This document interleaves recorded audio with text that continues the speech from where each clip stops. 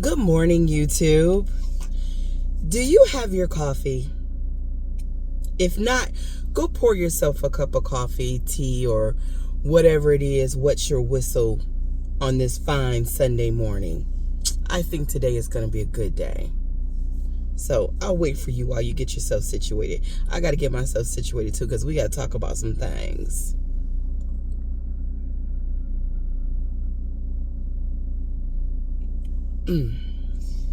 Hopefully you paused me and you went and got yourself together and you are all situated. You know, back in my day, this kind of thing would be called kitchen table talk. You know, if you are an older member of the Black community, you know what I'm talking about. Kitchen table talk, that's when your grandmama and your mama and your aunties and the ladies in the neighborhood would kind of come in and out of the house, and, you know, they would just talk about the things that were affecting them and the families and the community. And it was called kitchen table talk. It was things that you said at the kitchen table talk and you left them at the kitchen table. You didn't run all over every place, putting everybody's business on the street. Although some of them did. You know, every group got its ops. You know how that goes. But anyway, before we get to it, I want to say thank you to a couple of people for supporting my platform. Romania, I hope I'm saying your name right, dear heart. Thank you so much. I appreciate you. As well as Anita, I appreciate you. Thank you so much. And Tavares, I appreciate you. Thank you so much. I hope I'm saying your names right, because it's nothing like, you know, getting a person's name wrong, you know. I don't know. You know, I try my best, but it just comes off so disrespectful when you say a person's name wrong. So I'm trying my best. But nevertheless, I appreciate you all the same. Thank you so much for blessing me and making things a little easier on me. I appreciate you. Now, with that being said, over on the clock app, I'm noticing something. Not all the Black people doing the think pieces about Palestinians being anti-Black.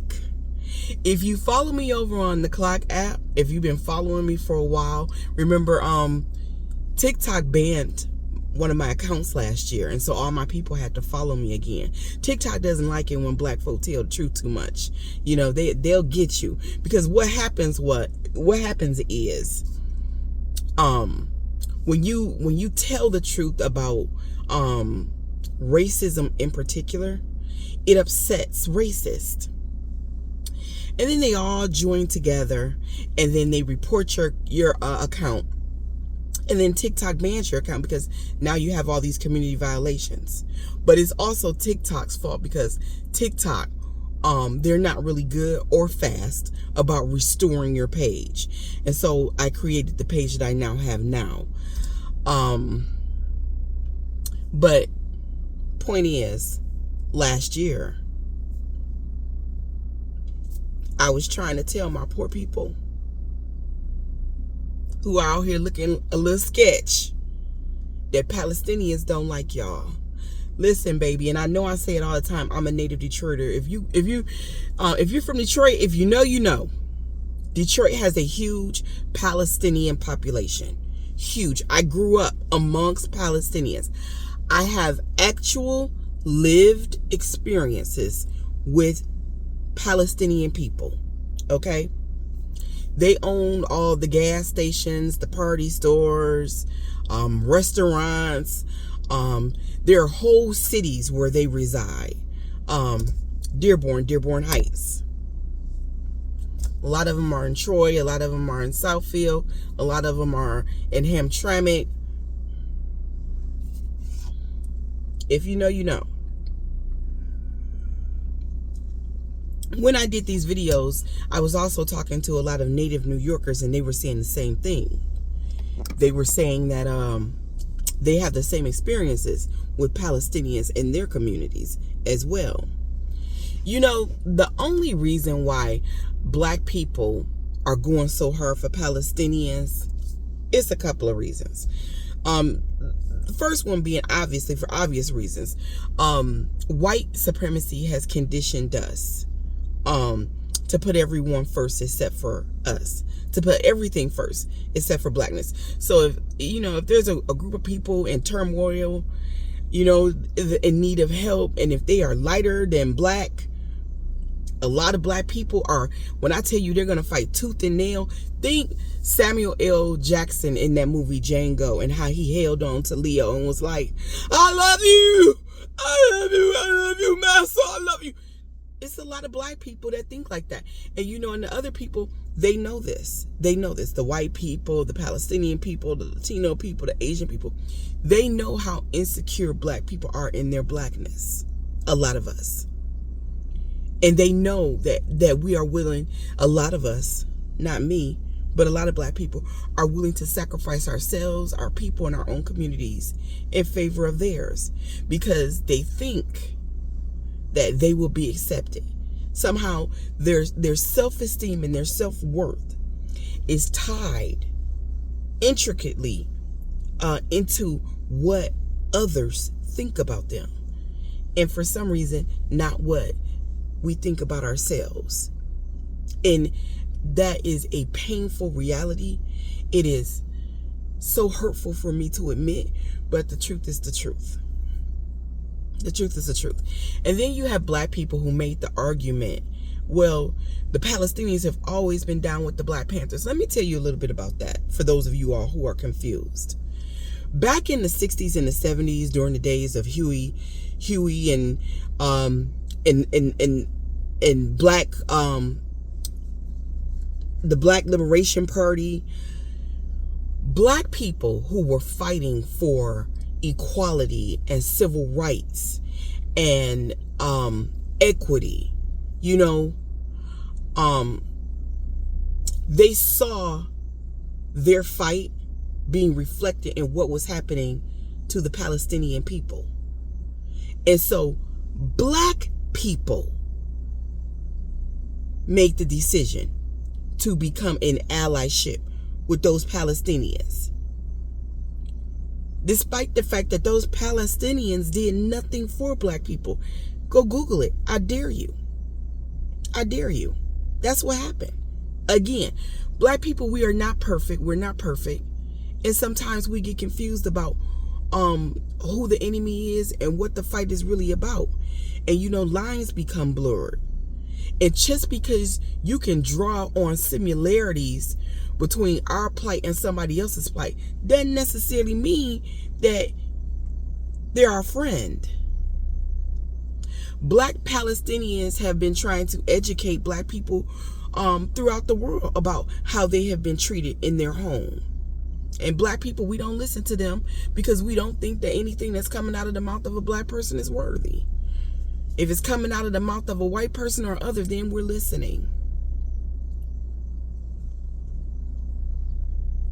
I hate that for us. I hate that for us. I do. But that's what it was.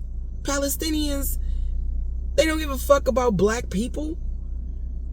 Those Palestinians come into our neighborhoods, they take over, they treat us like trash. I have lived experiences, story after story after story after story. They'll call you the N-word before a white person will. But because black people, as a collective, we have been fighting so hard and so long for ourselves that we are literally expert freedom fighters. And so when other groups need to fight for their freedom, they always look for black people to put on those capes and take up their causes.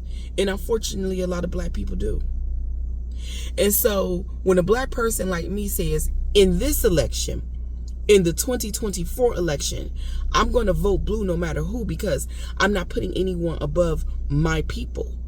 Because Project 2025 is a clear and present danger, direct threat to my own people, in our communities, in our futures.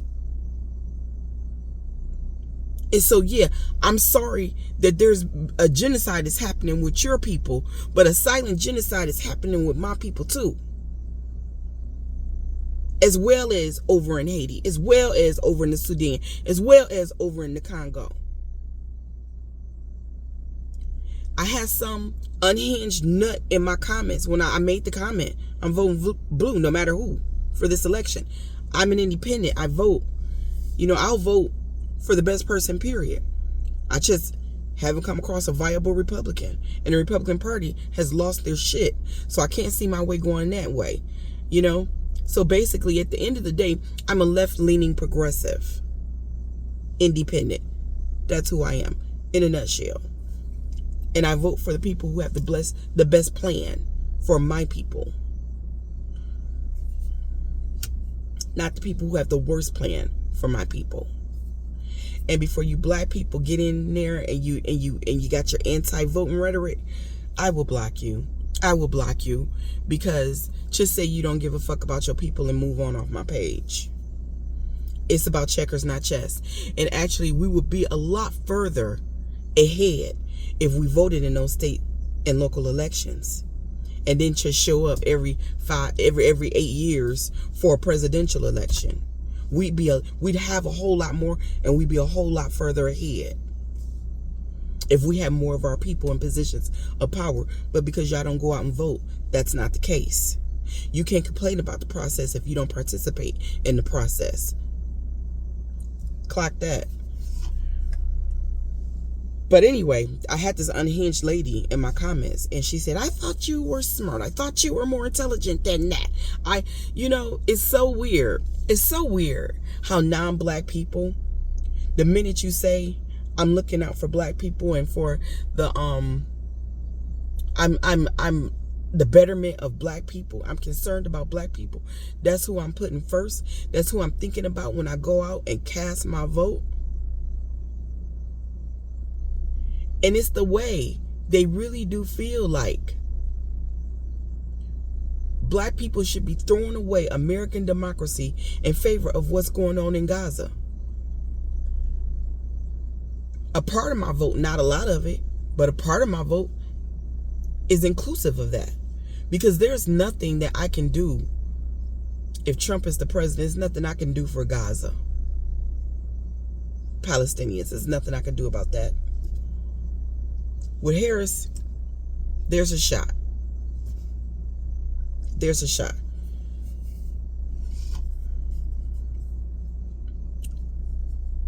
But I saw so many of my people crying their eyes out over Palestine. And I did videos. And I tried to be loving and gently tell you all that they hate you too. It's true, they do. They hate you too. And you were ready to throw away American democracy for these people that actively hate you. They do. They hate you. And nobody who cares about you would lack understanding when it comes to your decision to focus and concentrate on American democracy and black communities and black people.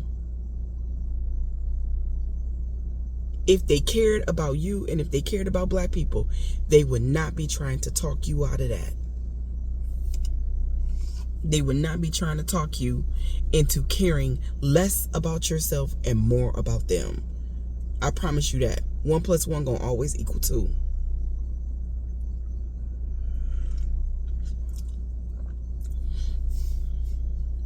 I blocked her. Obviously, I did.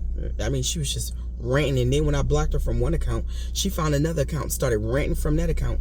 And, and it's nothing about it was going to change my position. Because I'm putting black people first, and nobody's going to move me from that position. Not even ignorant black people who don't vote, don't participate in the process,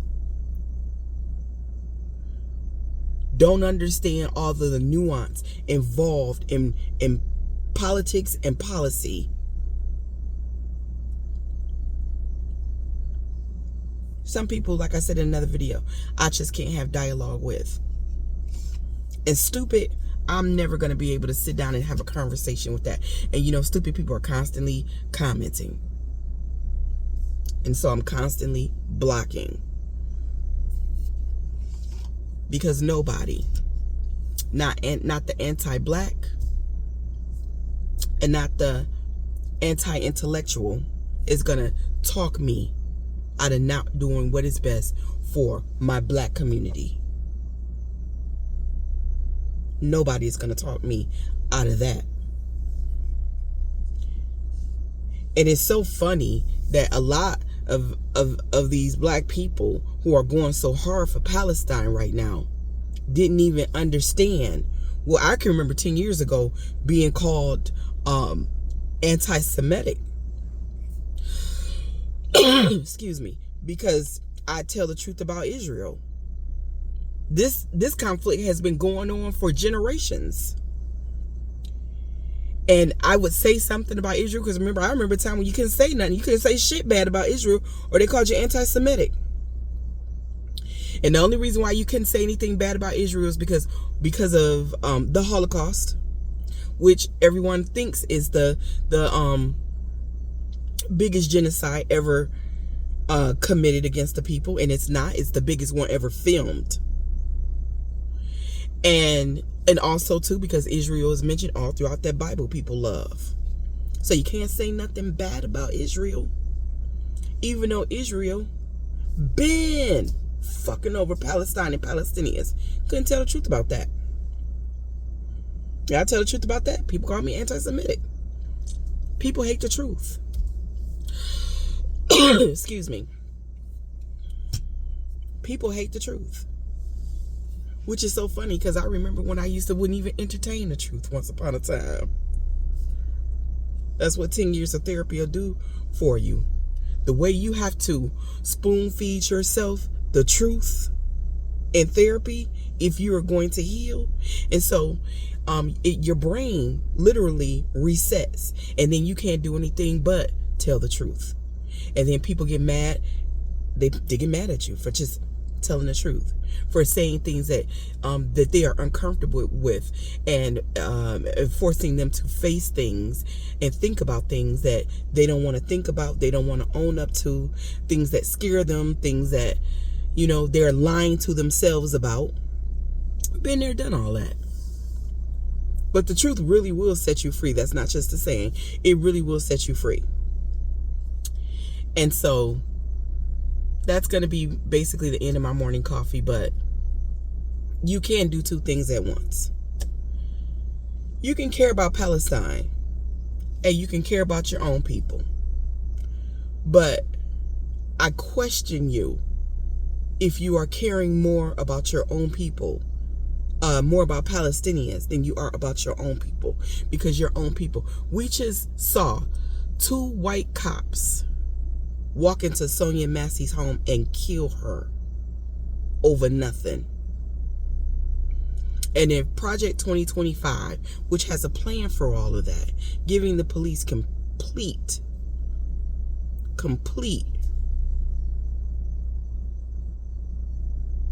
permissions to basically do whatever they want to do to black people in this nation, and they will not suffer from any consequences.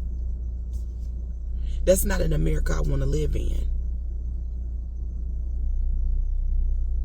And whatever I have to do to prevent that from happening to black people, even when other black people don't have sense enough to prevent it from happening to them, to other black people, because they so busy trying to save the others.